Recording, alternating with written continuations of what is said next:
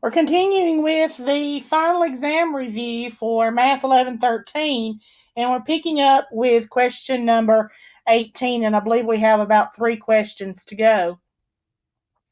So it says, if sine of theta equals 23/25 and theta is in quadrant 2, find the cosine of 2 theta.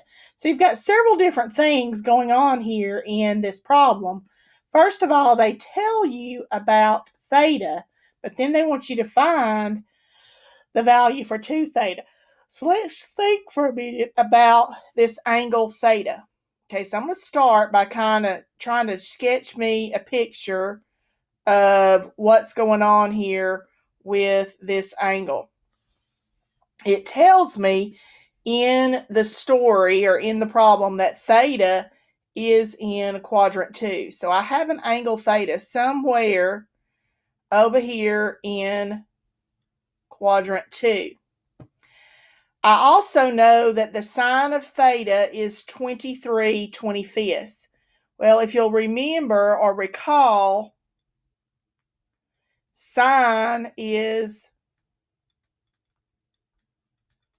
opposite over hypotenuse. Okay, so opposite this angle would be 23. The hypotenuse would be 25. And so since I have 2 sides, we could actually use the Pythagorean Theorem to find the third side. So I'm going to come off down here at the bottom and I'm going to find the third side. So I have a squared plus 23 squared equals 25 squared. And then I'm going to have to do some math. Okay, 23 squared, I would have a squared plus 529 equals 25 squared, which is 625. I'm then going to subtract 529 from either side. So I have a squared equals 625 minus 529 is 96. So I want just a, not a squared. So I'm going to square root both sides. So a is the square root of 96. That will simplify. 96 is 16 times 6. So it's going to become 4 on the square root of 6. So my third side is 4 on the square root of 6. Then I'm asked to find, I'm not done, okay, I found that third side. I may or may not need it, but I found it in case I do, okay. But I'm actually asked to find the cosine of 2 theta, which is a double angle. And I should have a double angle formula. There's about 3 different versions of the double angle formula. The one that I think I like the best for this problem is 1 minus 2 sine squared theta. Okay, you could also use one of the other ones is cosine squared theta minus sine squared theta. There's a variety. This is the easiest one. Okay, so I'm given sine theta. So if I plug and chug, I have 1 minus 2 times 23 over 25 squared. So that's 1 minus 2 times 529 over 625. So I have 1 minus, let's see, 2 times 529 be 1,058 over 625. 1 whole, which would be 6/25 or 625 over 625 minus 1,058 over 625. Get that common denominator. 625 minus 1058 is negative 433 over 625. This is actually the value of cosine 2 theta, okay, which is actually the answer you're looking for. We did a little bit of extra work that we didn't necessarily need to do. Perhaps it'll help you later on a different problem, remembering how to deal with that Pythagorean theorem. All right, the last two, I believe, deal with law of sines and law of cosines. Question 19 says, consider a triangle with A equal to 30 degrees. So I'm going to kind of label these as we go. Okay, so they tell us that angle A is 30 degrees. Side A is 1.1. Side B is 1.9. Okay, and it specifically tells you to use the law of sines to find sine B. So that lets you know that you definitely need to use the sine B ratio from law of sines. And then if you think about what other information you have angle A and side A. So I'm also going to use my A ratio.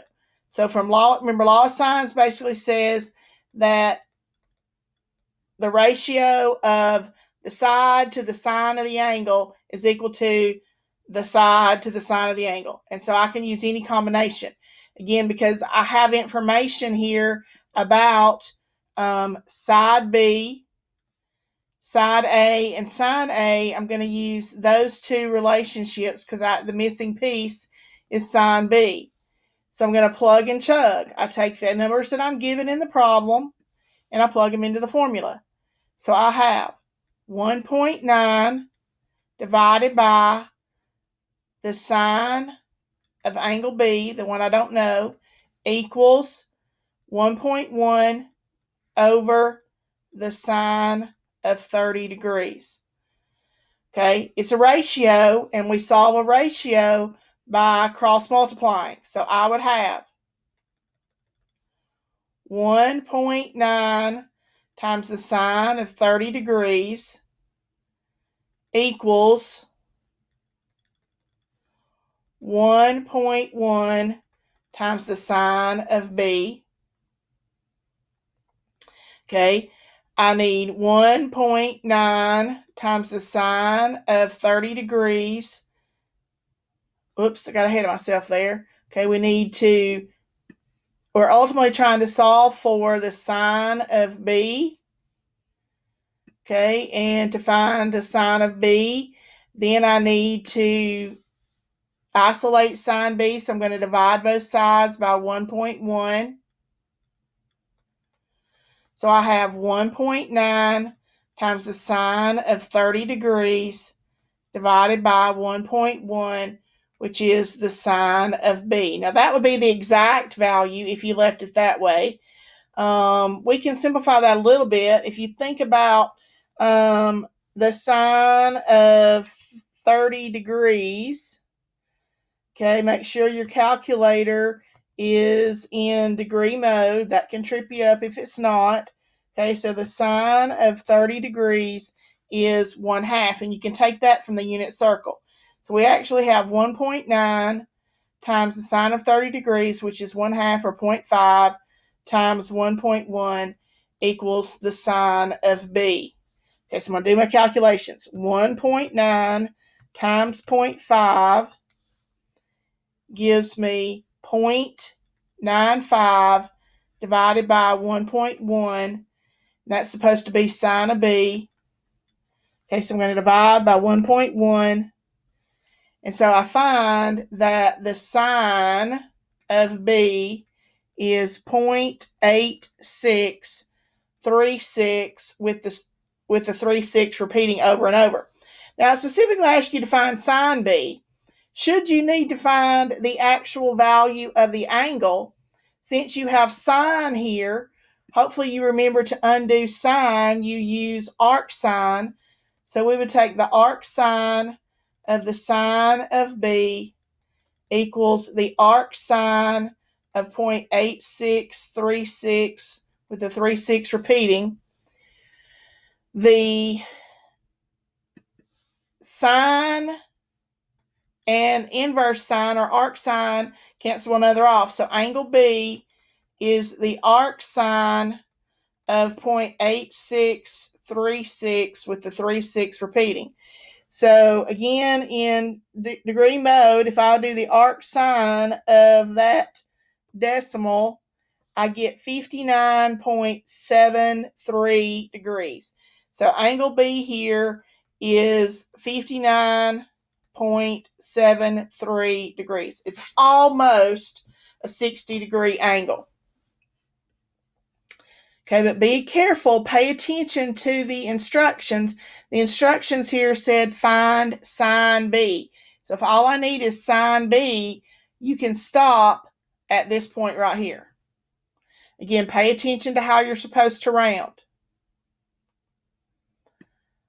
All right, the last question says, to find the distance across a small lake, a surveyor has taken the measurements shown in the figure below, or in this case, the figure above, okay? And again, it gives us some measurements. It tells us that he has determined that side A is 870 feet. Side B is 980 feet. And angle C is 75 degrees. And we are ultimately looking for the distance across the lake, which is actually, in this case, side C. Now, it doesn't give you a clue here how to solve the problem, so you have to kind of decide for yourself. It is not a right triangle, so if it's not a right triangle, you cannot use Pythagorean Theorem. I do have, in this case, I have, think about what information I do have. I have side, angle, side. And whenever you have that scenario, we use law of cosines. Okay, and I'm looking in this case for side C. So I need the law of cosines formula that involves side C, which would be C squared equals A squared plus B squared minus 2AB times the cosine of angle C. Okay. And then it becomes, once you identify that you need to use law of cosines and which formula for law of cosines you need, it becomes a plug and chug. I'm ultimately looking for side C. A was 870, so I have 870 squared plus 980 squared minus 2 times 870 times 980 times the cosine of 75 degrees. So on the right-hand side, I really have all of the information. I can type this entire piece on the right-hand side into my calculator at one time and get a numeric value. So I'm going to have C squared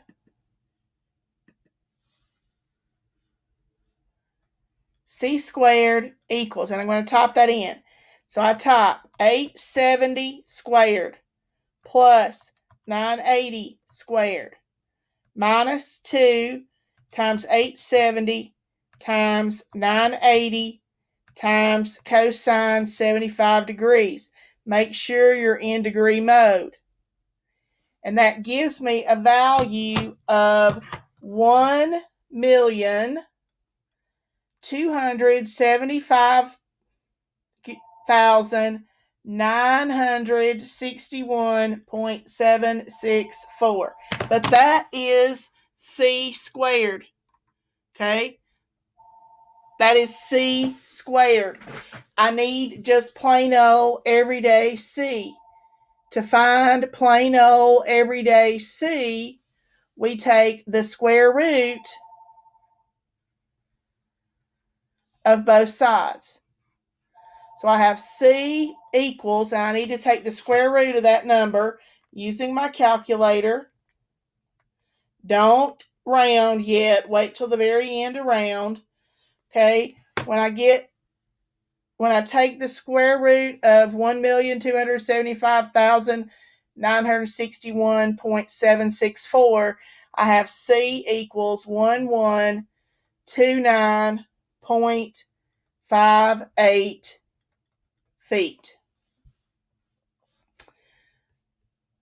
Okay, so your answer is 1,129.58 feet across the lake.